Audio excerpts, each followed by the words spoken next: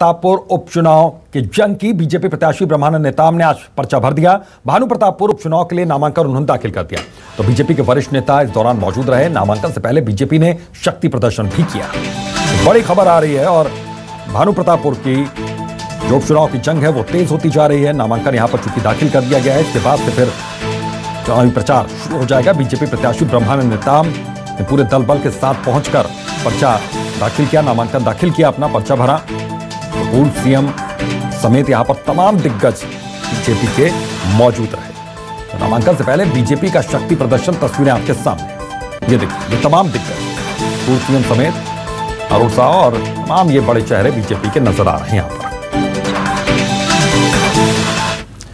इधर भानु प्रतापपुर के लिए कांग्रेस भी नामांकन भर रही है। कांग्रेस प्रत्याशी सावित्री मंडावी ने नामांकन अपना दाखिल कर दिया। सीएम बघेल की मौजूदगी में उन्होंने नामांकन दाखिल किया है।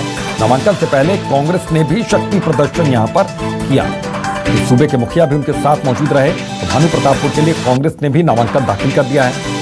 सावित्री मंडावी यहां पर कांग्रेस प्रत्याशी, कांग्रेस उम्मीदवार जिन्होंने अपना नामांकन दाखिल कर दिया। तो भानु प्रतापपुर का जो बाई इलेक्शन है, उपचुनाव, उसको लेकर सियासी जंग तेज हो गई है।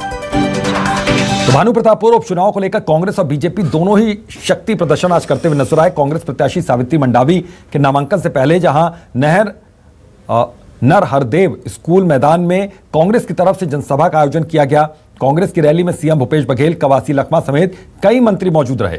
वहीं बीजेपी प्रत्याशी ब्रह्मानंद नेताम के नामांकन से पहले बीजेपी ने रैली निकाली। रैली में प्रदेश बीजेपी अध्यक्ष अरुण साव समेत पूर्व सीएम रमन सिंह, नेता प्रतिपक्ष नारायण चंदेल और पार्टी के कई वरिष्ठ नेता मौजूद रहे। तो पहली जो आप तस्वीर देख रहे हैं कांग्रेस की जनसभा की है, कांग्रेस का शक्ति प्रदर्शन। दूसरी तस्वीर बीजेपी की रैली की। तो नामांकन से पहले कांग्रेस की जनसभा हुई और नामांकन से पहले बीजेपी का भी शक्ति प्रदर्शन हुआ।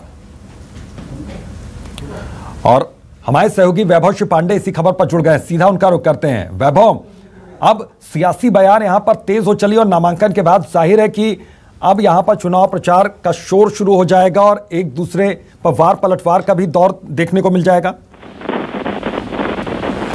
बिल्कुल, आज के बाद जो है नामांकन के बाद अब चुनाव प्रचार काफी जोर पकड़ने वाला है और बीजेपी और कांग्रेस दोनों की तरफ से जो है ताकत झोंकी जानी है। मुख्यमंत्री भूपेश बघेल ने आज कांग्रेस की प्रत्याशी सावित्री मंडावी के पक्ष में जो नामांकन रैली की, उससे कांग्रेस के पक्ष में एक माहौल बना है।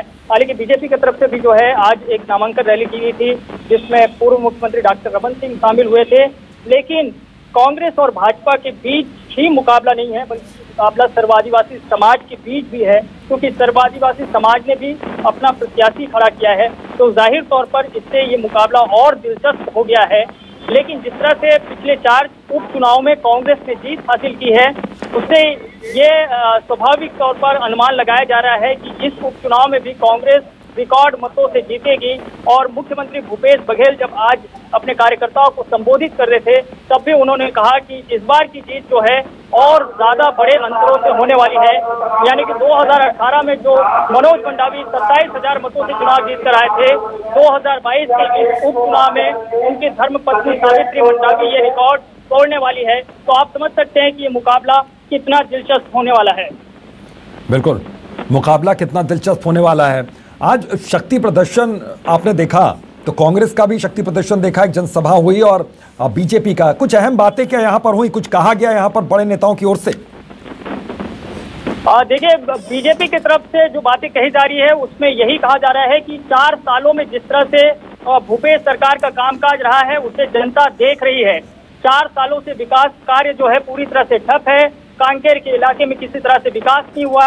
आदिवासी खुलकर जो है नाराज है, अपनी नाराजगी व्यक्त कर रहे हैं। और आरक्षण का जो मुद्दा है वो एक तरह से बीजेपी के पक्ष में है, इसलिए बीजेपी इस जीत की उम्मीद कर रही है। लेकिन जैसा मैं कह रहा हूं कि सर्वादिवासी समाज की तरफ से अगर मजबूती से चुनाव लड़ा जाएगा तो वो वोट बैंक की तरफ खिसक रहा है और जनता कांग्रेस और आम आदमी पार्टी के चुनावी मैदान में नहीं होने से इसका फायदा क्या कांग्रेस को हो रहा है या बीजेपी को हो रहा है, ये कुछ दिनों में स्पष्ट तौर पर नजर आएगा। बिल्कुल, बहुत बहुत शुक्रिया वैभव आपका इस तमाम जानकारी के लिए।